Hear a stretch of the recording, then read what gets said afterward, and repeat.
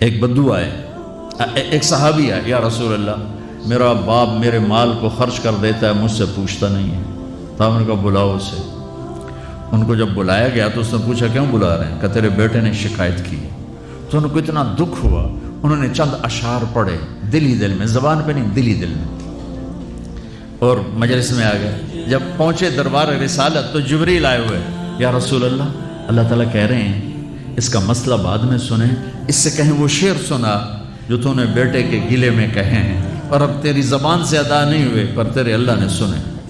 تو آپ نے اس سے فرمایا اچھا بھائی تیری گل تو میں بعد سنوں گا، تو پہلے میں نے شعر سنا۔ انہوں نے کہا اشہد انک رسول اللہ، میں گواہی دیتا ہوں آپ اللہ کے رسول ہیں۔ یا رسول اللہ میں نے دکھ میں چند اشعار زبان سے نہیں دل ہی دل میں دہرائے تھے، اور آپ کے رب نے عرشوں پہ سنا، واقعی آپ کا رب بھی سچا اور آپ بھی سچے۔ آپ نے کہا کیا کہا تھا؟ کہا میرے بیٹے جس دن تو پیدا ہوا ہم نے اس دن اپنی ذات کے لیے جینا چھوڑ دیا، ہم نے تیرے لیے زندگی کا سفر شروع کیا، تجھے ٹھنڈی چھاؤں میں بٹھانے کے لیے گرم ہواؤں سے لڑا، تمہیں ٹھنڈی ہواؤں سے بچانے کے لیے برفانی راتوں میں کام کیا، تیری ایک مسکراہٹ دیکھنے کے لیے ساری ساری رات تڑپا، ساری ساری رات اپنے آپ کو کوہلو کے بیل کی طرح اپنی ساری جوانی کا رس نچوڑ کے تیری ہڈیوں میں ڈال دیا، میں بوڑھا ہوتا گیا، تو پروان چڑھتا گیا، میری کمر جھک گئی، تیری کمر اٹھ گئی،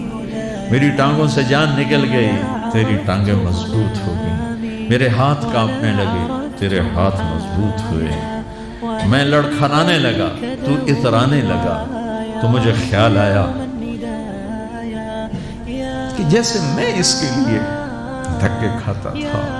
اس کی زندگی کی دعائیں مانگتا تھا، اس کے لیے تڑپتا تھا، چلو آج میرا یہ سہارا بنے گا۔ لیکن جب تجھ میں جوانی کی لہر دوڑی اور مجھے بڑھاپے نے کھا لیا، جب جوانی میں تجھ میں رنگ بھرا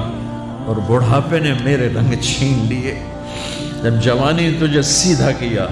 بڑھاپے نے مجھے ٹیڑھا کر دیا، کمر جھکا دی، تو ایک دم تو مجھے ایسے گھور کے دیکھنے لگا، تیری آنکھیں ماتھے پہ چڑھ گئیں اور تو مجھے یوں دیکھنے لگا جیسے میں نوکر ہوں تو باپ، تو مالک۔ تو میں نے اپنی 30 سالہ زندگی کو جھٹلا دیا کہ ہاں میں باپ نہیں ہوں، میں نوکر ہوں،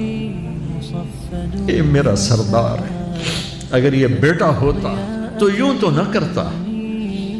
اس نے میری راتوں کے تڑپنے کو بھلایا، میرے گرمی سردی سے لڑنے کو بھلایا، کولو کے بیل کی طرح میرے چکر کاٹنے کو بھلایا، اپنی خوشیوں کو دفن کر دیا اپنے سینے میں، قبرستان بنا دیا اپنے سینے کو، اپنی خواہشات کا اور اپنی خوشیوں کا، اور آج تو مجھ سے ایسے بات کرتا ہے جیسے میں نوکر ہوں اور تو میرا آقا ہے۔ اچھا میرے بیٹے میں نوکر سہی، تو سب، پر میں تیرا پڑوسی تو بندہ پڑوسی سے پوچھ ہی لیتا ہے کیا حال ہے، کوئی ضرورت تو نہیں، اتنا ہی پوچھ لیتے۔ دیکھو میں آج رو رہا ہوں، یہ بڑے دردناک اشعار ہیں، میری اردو میں اتنی وسعت نہیں ہے